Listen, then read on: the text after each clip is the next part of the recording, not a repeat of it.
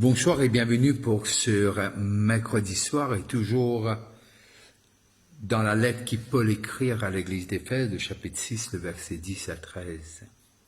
Au reste, fortifiez-vous dans le Seigneur et par sa force toute puissante. Revêtez-vous de toutes les armes de Dieu afin de pouvoir tenir ferme contre les ruses du diable. Car nous n'avons pas à lutter contre la chair et le sang, mais contre les dominations, contre les autorités, contre les princes de ce monde des ténèbres, contre les esprits méchants dans les lieux célestes. C'est pourquoi prenez toutes les armes de Dieu afin de pouvoir résister dans les mauvais jours et tenir ferme après avoir tout surmonté. Que Dieu bénisse ceux qui nous regardent localement et ceux qui sont connectés de l'étranger. Et ce soir, Mochambir nous guide un petit coup les traditions de l'homme, une vraie tromperie. Les traditions de l'homme, une vraie tromperie. Et les chrétiens ont commencé, si nous voyons un peu l'histoire, très simple. Et lorsque tout chrétien nous arrivait comme le Seigneur, il a un effervescence et vraiment, il y a quelque chose qui est à l'intérieur de nous qui est extraordinaire, qui est difficile à expliquer, mais qu'on sait, qu'on connaît, que Dieu est en train d'agir.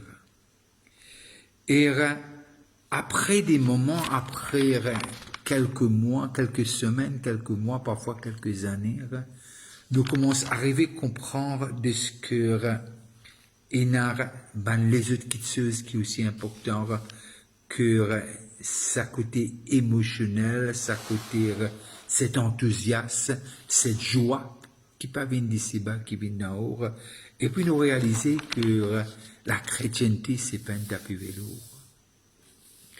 Et bien que Christ, il est saint, Dieu est saint. Et la façon dont Christ apporte le message, nous trouvons qu'il est vraiment très simple. Mais lorsque nous commençons de nous plus encore à Dieu, et là nous arrivons que le diable est un agenda très clair. Et sur l'agenda de ce qui nous reste toujours loin de niveau, mais qui nous pas grandi. Mais le moment nous envie qu'on plus, nous envie qu'on nous identité, nous envie qu'on ait qui nous était. Là, nous faire face à ban ruse et à ban difficulté dans notre vie spirituelle. Bon, on va pas dire qu'il parle là de ce que c'est la fin. Non, non, non. Mais nous devons réaliser qu'il y a une réalité dans la vie chrétienne qui très souvent de fois n'ignorer ou bien nous pas envie de faire face à ces choses. 2 Corinthiens 11, 3, et voilà qu'il dit non. 2 Corinthiens 11, 3. Toutefois, de même que le serpent séduisit Ève par sa ruse, je crains que vos pensées ne se corrompent et ne se détournent de la simplicité à l'égard de Christ. Et là, les nous faire face même problème que Ève, et même difficulté. Alors, les fait nous comprendre, nous besoin toujours sur nos gardes, toujours vigilants, et qu'être capable d'une balance dans nous la vie chrétienne, une balance qui pour aider nous pour aller plus loin et pour grandir de gloire en gloire, de foi en foi et de progrès en progrès. Et le plus grand de tous les dons que l'homme a eu, c'est son, comment nous dire, the mind of man, les pensées de l'homme. Après la chute, nous arriver à comprendre de ce que l'homme, la plupart du temps, y est attaqué dans ses pensées. Et c'est là le premier attaque. Et nous arriver à comprendre aussi, lorsque nous lisons toujours ce même Paul qui écrit un Corinthiens et qui aussi écrit les livres des Romains, écoute les dire dans Romains 12 et le verset 12, le verset 2, et voilà qui Paul dit. On commence par le verset 1er de Romains 12. Je vous exhorte donc, frères, par les compassions de Dieu, à offrir vos corps comme un sacrifice vivant, saint, agréable à Dieu, ce qui sera de votre part un culte raisonnable. Ne vous conformez pas au siècle présent, mais soyez transformés par le renouvellement de l'intelligence, afin que vous discerniez quelle est la volonté de Dieu, ce qui est bon, agréable et parfait. Et là, les causes, nous l'intelligence, nous penser. Et lorsque nous arrivons à comprendre les gens qui sont intelligents, je trouve ça difficile pour accepter la parole de Dieu.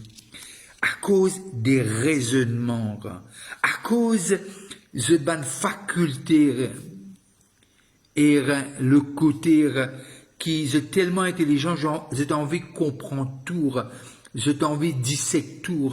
Est-ce qu'il y a un problème? Non, il n'y a pas un problème en lui-même, mais quand nous bonnes raisonnements opposent la simplicité de la parole, nous trouvons ça comme une ruse du diable. Comme une ruse du diable. Lorsque nous lisons dans Colossiens le chapitre 2, Éphésiens, Colossiens le chapitre 2, le verset 8, et voilà qu'il dit à nous. Prenez garde que personne ne fasse de vous sa proie par la philosophie et par une vaine tromperie, s'appuyant sur la tradition de l'homme, sur les rudiments du monde et non sur Christ. Prenez garde que personne ne fasse de vous sa proie par la philosophie et par une vaine tromperie, s'appuyant sur la tradition de l'homme, sur les rudiments du monde et non sur Christ.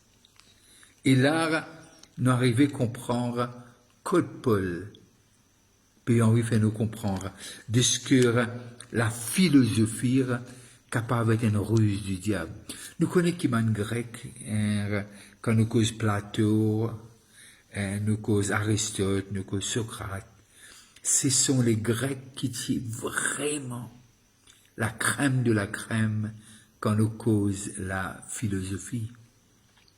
Et ils étaient là bien avant Christ, Mais simplement, très souvent de fois, le diable servit la philosophie pour détourner et pour amener nous loin de la foi.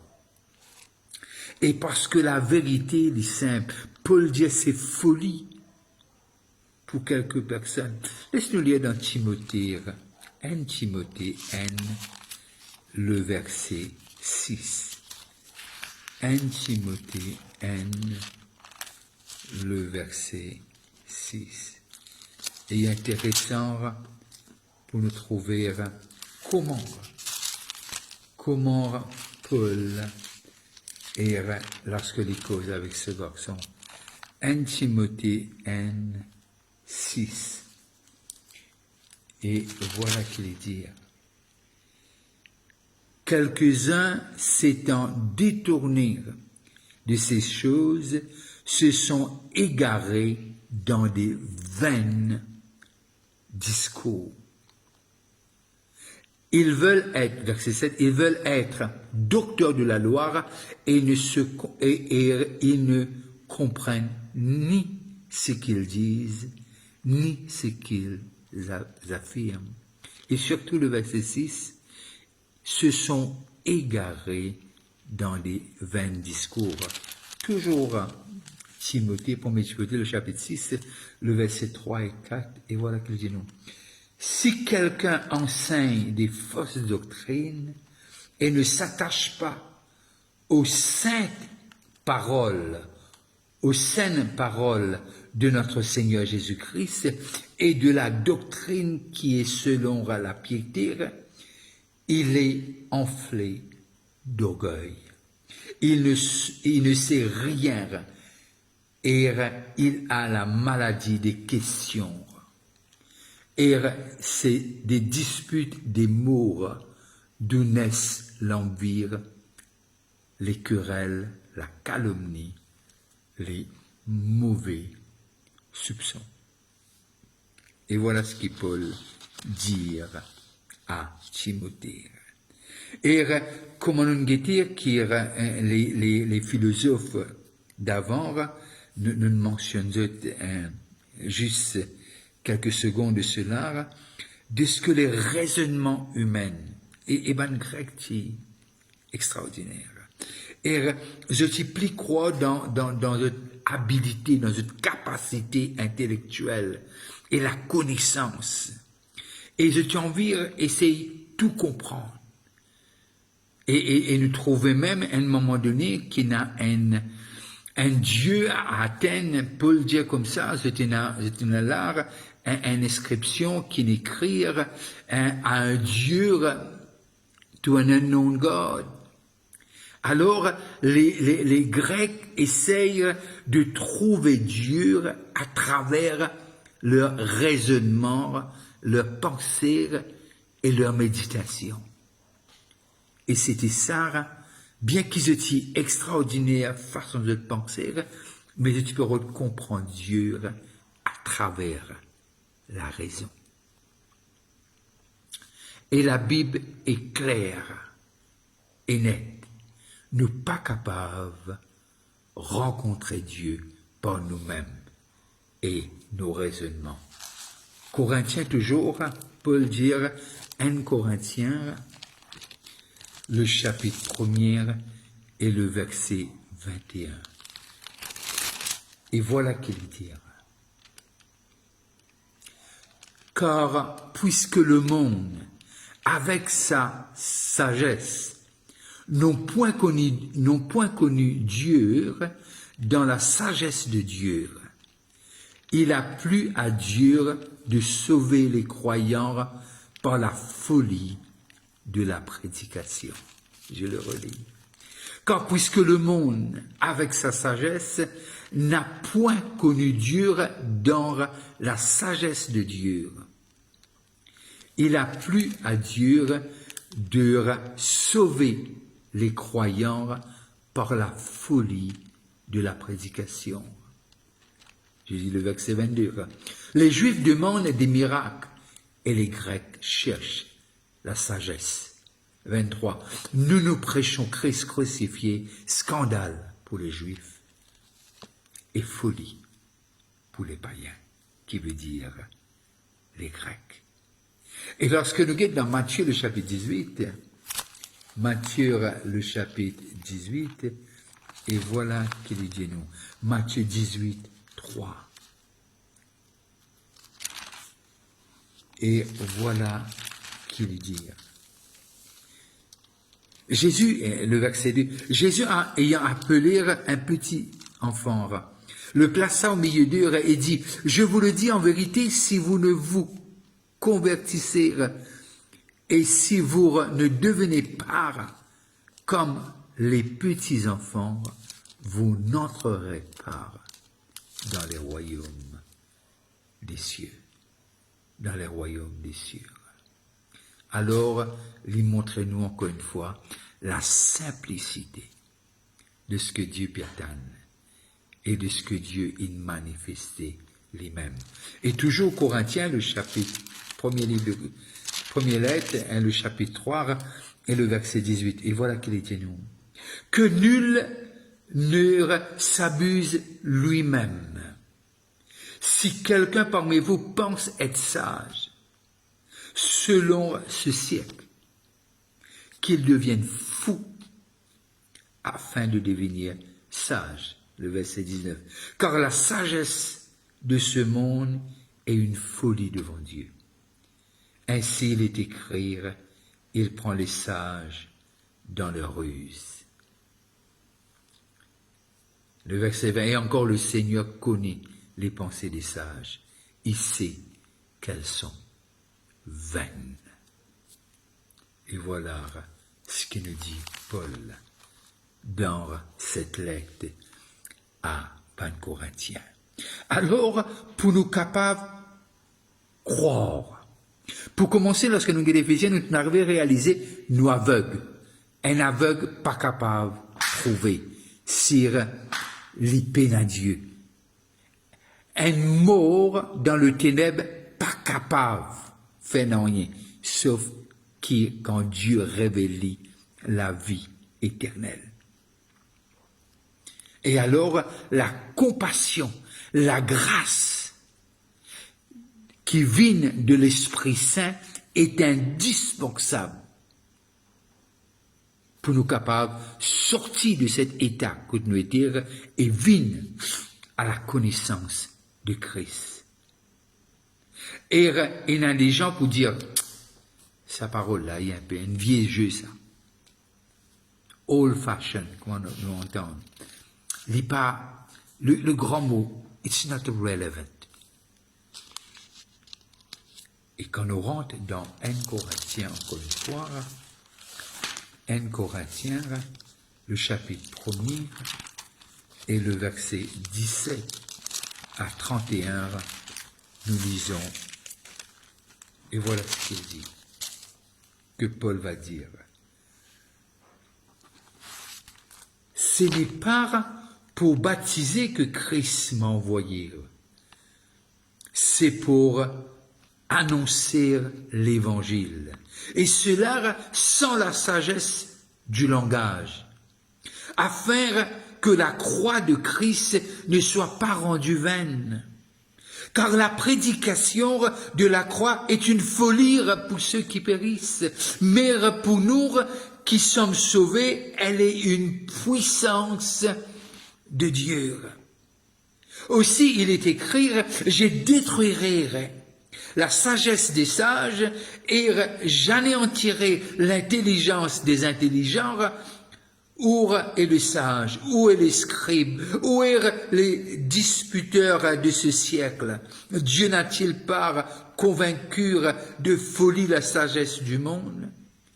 Car puisque le monde, avec sa sagesse, n'a point connu Dieu, dans la sagesse de Dieu, il a plu à Dieu de sauver les croyants par la folie de la prédication. Et toujours dans ce même livre, cette même lettre, le chapitre 2 de Corinthiens, le verset 14 à 16, et voilà ce qu'il nous dit. Mais l'homme animal ne reçoit pas les choses de l'Esprit de Dieu, car elles sont une folie pour lui, et il ne peut les connaître, parce que c'est spirituellement qu'on en juge. L'homme spirituel, au contraire, juge de tour. Il est lui-même jugé par personne. Car qui a connu les pensées de Dieu pour l'instruire?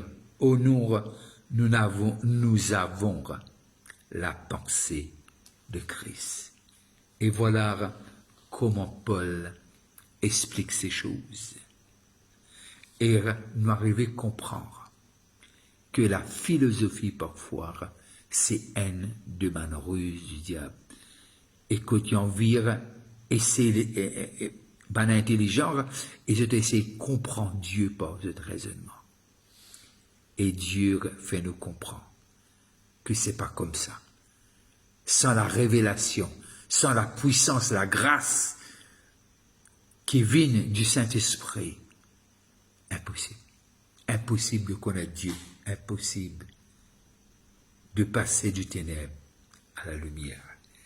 Et sur cela, je dois prendre congé de vous Si vous êtes à table, je vous dis bon appétit. N'arrêtez pas de prier pour le pays, n'arrêtez pas de prier pour moi et ma famille. Et surtout, c'est que l'appel de Dieu est sans repentance. C'est que Dieu t'a tiré de là où tu étais et t'a emmené à la lumière. Et c'est que Christ fera tout. Celui qui a commencé cette bonne œuvre le terminera en toi, et il te présentera devant le Père, sans défaut et sans tâche, selon Jude. Passez une très bonne fin de soirée, restez connectés, n'oubliez pas les réunions qu'on a, les jeudis à 7h du soir et les dimanches à 10h du matin. Alors, passez une très bonne fin de soirée et sais que tu n'es pas n'importe qui. Bye bye et restez connectés.